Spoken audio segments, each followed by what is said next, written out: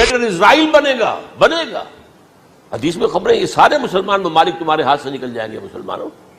یہ عراق اور اردن اور یہ اور وہ، یہاں تک کہ ترکی، سعودی عرب کا بھی شمالی حصہ نکل جائے گا. البتہ مدینے کا جو ان کا پروگرام ہے اس کو اللہ نہیں پورا ہونے دے گا. مدینے میں داخلے کی ان کو اجازت نہیں ملے گی. بہرحال یہ سارا کچھ ہونے والا ہے. وہ وقت بھی آنے والا ہے کہ حضور کی ایک حدیث کے مطابق ایک شخص کے 1000 بیٹے ہوں گے تو 999 ختم ہو جائیں گے ایک بچے کا. یہ وقت بھی آنے والا ہے کہ حضور فرماتے ہیں اتنی بڑی جنگ ہوگی، اتنی خوریزی ہوگی کہ پوری زمین اٹ جائے گی لاشوں سے. تو پرندہ جو ہے کوئی، ایک تو پرندے ہوتے ہیں کہ جو مردار خور ہے، گدھ ہے، وہ تو بڑی خوشی سے اتریں گے، تناول فرمائیں گے لاشوں کو. اسی طریقے سے کوے ہیں، چیلے ہیں. لیکن جو نفاست پسند پرندے ہیں وہ لاش کے اوپر اترنا نہیں چاہتے.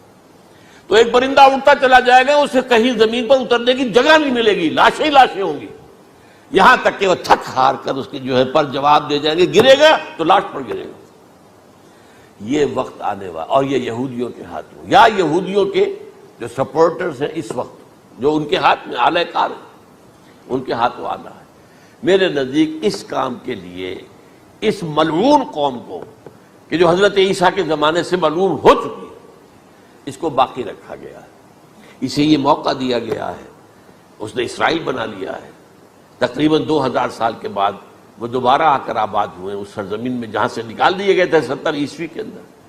یہ سارا کچھ کیوں ہو رہا ہے؟ ان کا یہ استثناء کیوں کیا گیا؟ یہ بڑی تلخ بات ہے، یہ یاد کر لیجیے.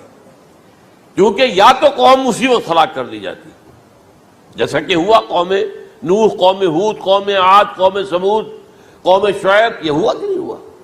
اور سدوم اور عمورہ کی بستیاں جہاں حضرت لوط بھیجے گئے، اور آل فرعون جو ہلاک کیے گئے. یا تو پوری قوم ہلاک کی جاتی؟ نہیں.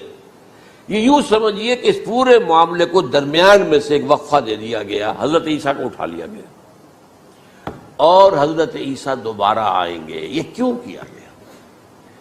اب اس میں بڑی تلخ بات آپ سے کہہ رہا ہوں، یہ آپ کے لیے قبول کرنا آسان نہیں، حلق سے نیچے اٹھنے کی مشکل سے. اس قوم کو زندہ رکھا گیا ہے جو ملعون اور مغضوب علیہم قوم ہے. سب سورہ فاتحہ میں مفسرین لکھتے ہیں ضالین یہ نصارہ ہے، اور مغضوب علیہم یہ یہودی ہیں. اور قرآن کہتا ہے لعن الذین کفروا من اہل الکتاب علی لسان داؤد وعیسی ابن مریم. لعنت کی گئی ایک ملعون اور مغضوب قوم کے ہاتھوں. آخری امت محمد اور اس کا بھی بہترین حصہ، اس پر عذاب ان کے ہاتھوں آئے گا.